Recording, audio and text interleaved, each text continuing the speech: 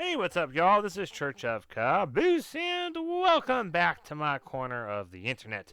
In this video, I want to show you guys how to do the only Oracle for You challenge inside of the Vault of Glass raid, which is the raid that came back from D1 in Season of the Splicer. This challenge is on the Oracles encounter, so it's technically the second encounter that you get for a loot, and it's really not that bad. The general gist of it's going to be you can only shoot one Oracle and no other Oracles, and so there's going to be some rotating and things. So I'm trying to tell you guys how my group and I did it. It ended up being pretty easy, and there is some chaos involved with this as well. It just kind of happened, and so we were able to make sure we saved it. So I kind of feel like if this worked well for us, this will probably work well for you guys. So if you enjoy the video, make sure you subscribe to my channel, as well as like the video and comment down below. And do my best to keep covering all these different raid challenges and such. So if you want to know what to do each week, feel free to subscribe so you can kind of keep up to date. As well as some folks like supporting your smaller content creators, and I'm pretty small, so there you go.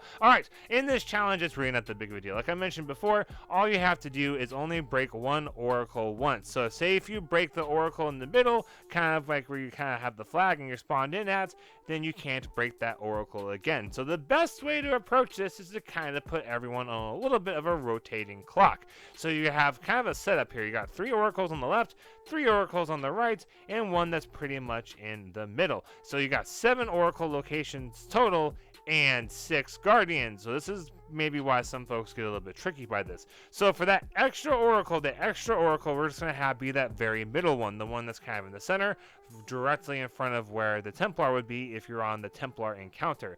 And what you're going to do is you're going to pick if the right Oracle guy that's on the stairs or the left one that's on the stairs, they are going to be responsible for that location as well as the middle. So that way they're kind of covering two, because until you get to the end, you can probably break them both and, just kind of move on. You just kind of got to be a little bit aware of this middle Oracle, because if you do happen to shoot it and you forget about it and you break it again, well, then challenge failed. So as long as you're kind of keeping track of what Oracles you have broken, then it's not that big of a deal. The other thing to try and do is to always rotate your spot, even if you didn't break an Oracle there. So if you're, for example, on the right side and you're on that one that's kind of a little platform out on the edge, then if you're there and you have that first round, you don't get the Oracle there, you would still then rotate to the next spot. That way you don't have to ever worry about accidentally shooting the wrong Oracle. And also, if someone dies or some other kind of unusual chaotic thing happens, then it's not that big a deal. You kind of know, hey, I didn't break that Oracle, and you can run back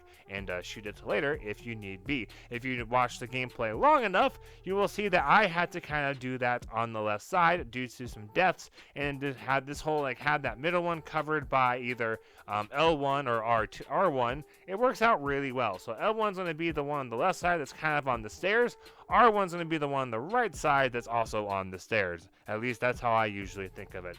I tend to not number them that much, so if you are like, hey, my numbering system's different, like, hey, that's fine. Whatever makes sense to you. So when you set your team up, everyone just kind of grabs a spot. You establish the right side or the left side, like who's responsible for their Oracle as well as the middle Oracle. Everyone's tracking, and then you start the encounter. Once the encounter goes, you get the Oracles to ping up, and then you either break all your Oracles and rotate, or you don't, and then you rotate to the next spot. I suggest going clockwise. So then you go through, for example, say you start on the right side, you do the 3 on the right side, then you'd rotate on over to the left side and do the 3 over there, and then of course at some point you're responsible also for the middle one. So that's pretty much how this encounter works. Like, it's really not that hard. There are some little tips and tricks to make it a little bit easier. Like, I just kind of gave you the strategy. Now here's some kind of weapons and stuff that you could consider using.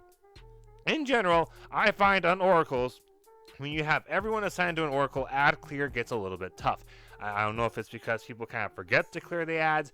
I don't know if it's like what's going on, but for some reason ad clear is a little bit challenging. So if you are able to, wouldn't it be the worst thing to do something like run a bubble, a Titan, or a well Warlock? Because you could just drop that well in the area where you can kind of see a few of those different Oracles, so you can stay there for a little bit, or you can drop the well in the same vicinity as the Oracle you're responsible for breaking, because then you can kind of be right there. You can kill all the ads. You might be able to get your well back if you're using Phoenix Protocol, as well as you're already on top of your Oracle, and all you have to do is just remember the order that it spawned in. Now, if you are Titan, you could do the bubble, because you can just do the same thing. Throw a bubble down on top of your Oracle. If you're running Helm of Saint 14, you're pretty much invincible in that bubble until your bubble shield goes down. And you got Weapons of Light, which would be useful for popping in and out. You could probably one-shot most of the snipers, like those yellow bars. And then, of course, I would assume something like a slug shotgun would work amazingly well on the Oracles. Now, in general, for Oracles, I like using special weapons. You can, of course, use a Xenophage. A Xenophage is pretty much a one-shot kill. I have found most shotguns seem like they're a two-shot kill for an Oracle, and then the Null Composure seems like it's usually one hit as long as you're relatively close, and that just for me is what I prefer. I like using Anarchy to try and help with ad control. I would like to use things like grenade launchers, or not grenade launchers, hand cannons with Firefly, stuff like that to try and do more with like the range and to at least put those snipers into their little whole stunned immune phase, and that just works really well for me. If you want to have more sniper control, you could of course run a sniper. I have found that the aggressive frame sniper rifles, such as the Iron Banner one, tend to kill the Oracles in 2 hits, and then of course most of the Hobgoblins you can kill in 1 hit as long as you get a crit shot, so it works out pretty well. You might want to throw in a sniper rifle scavenger, but really that's about it as far as what you would need for a sniper rifle. Otherwise, just do your best to stay alive.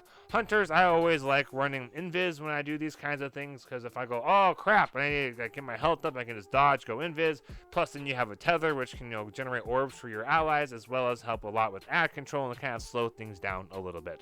Alright y'all, I really hope this video helped you guys out. Hopefully the gameplay allowed you to see kind of what we were doing. Hopefully I was able to show some proof like, hey, if someone dies and you have to run around a little bit, that's okay. The key is you just have to know what Oracles you have broken, because say you're on the left side and you didn't have to kill anything at all on the right side, but someone goes down on the right side, well then you can go over to the right side, break their Oracle, and then get the res, and you won't have to worry about a wipe. And so like that's kind of like the more, I guess, like top tier way of doing it, because it worked out pretty well for us. But it's entirely possible for other groups you might not be able to have any deaths at all, so doing things like wells, bubbles, invis should be incredibly useful for folks that feel like it's too chaotic if they have a death. And of course, you can always get the reses after you break the Oracle. So if you are able to kind of assign numbers to things like R1, R2, R3, if someone dies and they're on R3, and they, hey, R3, third in order. And then hey, I need to break R3 third in the order and then get the res. Because if you take too long to break the Oracles, then the encounter expires and you get a wipe. Just in case you don't know how this encounter works for some reason and you're watching a video on how to do the challenge, basically, you have to kill the Oracles in the order they appear in. So the first wave is 3, second wave is 4, third wave is 5, so on and so forth, all the way up through 7 Oracles. So eventually, every spot will have an Oracle spawn, and you have to kill it in the order that it spawned in. So if your Oracle was the 5th one, then you cannot destroy your Oracle until 4 others have been broken before you. Now, say you do accidentally do one of these out of order, that is okay, but that's going to get really tough to do the challenge. If you have to do the mark for negation thing where you run to the middle, that's going to be really tough to do the challenge, because if you already broke that Oracle, you can't break it again. See? So, like, you want to make sure that you are not messing up the Oracle order, because you're going to pretty much have to wipe if you're doing the challenge, especially if you get towards, like, the end of, like, 5, 6, 7 range, because you've probably already broken at least a couple others, and so you're going to be really limited if you have to do a march for negation phase, because you can't break anything else, and you have to do a complete other rotation, and the odds of wiping are really high. So make sure you guys are paying really good attention to your Oracle and the order it spawns in.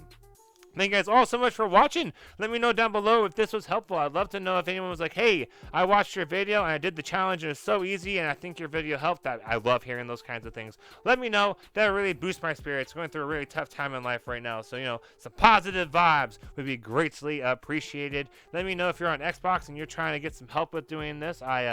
I didn't necessarily get this done 3 times this week already, so, I might be up for trying to help some folks out.